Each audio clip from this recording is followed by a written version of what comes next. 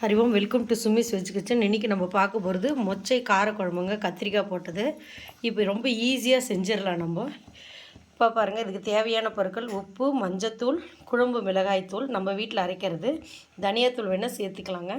அதே மாதிரி வெங்காயம், தக்காளி, புளி தண்ணி கொஞ்சம், கத்திரிக்காய் வந்து நம்ம இந்த மாதிரி தான் எடுத்துக்கணும். இது பாருங்கள், இந்த மாதிரி காரல் வாசனை வராது, நல்லாயிருக்கும். இப்போ நம்ம என்ன பண்ணோம், ஒன்று ஒன்றா நம்ம சேர்க்க போகிறோம்.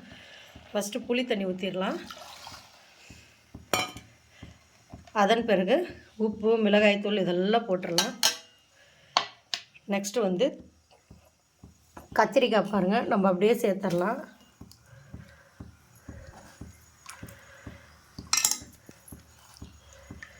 அதுக்கப்புறம் வெங்காயம்,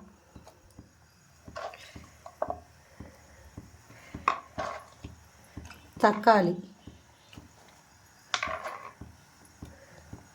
அவ்வளோதாங்க. ஓரளவுக்கு தண்ணி நம்ம திட்டமாக ஊற்றினா போதும். இதில் எல்லாமே நம்ம சேர்த்தாச்சு. இப்போ வந்து இதை அப்படியே போட்டு மூடி போட்டு ஒரு விசில் விடலாம், இல்லைனாக்கா ஒரு 10 நிமிஷம் அப்படியே வெந்தாவே போதும்.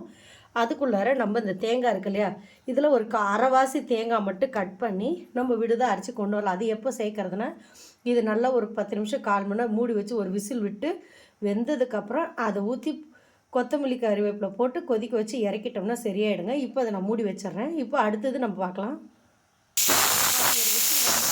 இப்போ நான் அடுப்பு நிறுத்திடுறேன். இப்போ இந்த ஒரு விசிலே போதும் நம்மளுக்கு. இப்போ நான் நிறுத்திடுறேன். அதுக்கப்புறமா நம்ம அரைச்சி வச்சுருக்கிற தேங்காவை ஊற்றிடலாங்க. இப்போ பாருங்கள், நல்லா கமகமன்னு வருது. இப்போ இது கூட நம்ம வந்து தேங்காய் விழுது. இதில் வந்து தேங்காய், சீரகம், கொஞ்சமாக பொட்டுக்கல்லைங்க, அது மட்டும் ஆட் பண்ணியிருக்கேன். இப்போ இது கொதிக்கட்டுங்க. கொதிச்சா சுவையான மொச்சை கார குழம்பு ரெடி ஆயிடுச்சுங்க. குழம்பு நல்லா கொதிச்சிருச்சுங்க. அது பாருங்கள், நல்லா திக்காக இருக்குது, காய் நல்லா வெந்துருச்சு. இப்போ இந்த ஸ்டேஜில் நாம் என்ன பண்ண போகிறோன்னா, கொத்தமல்லி கருவேப்பிலை போட்டுடலாங்க. அவ்வளோதாங்க, குழம்பு சுவையாக தயாராகிடுச்சுங்க. இப்போ டிஸ்பிளே பார்த்துடலாம்.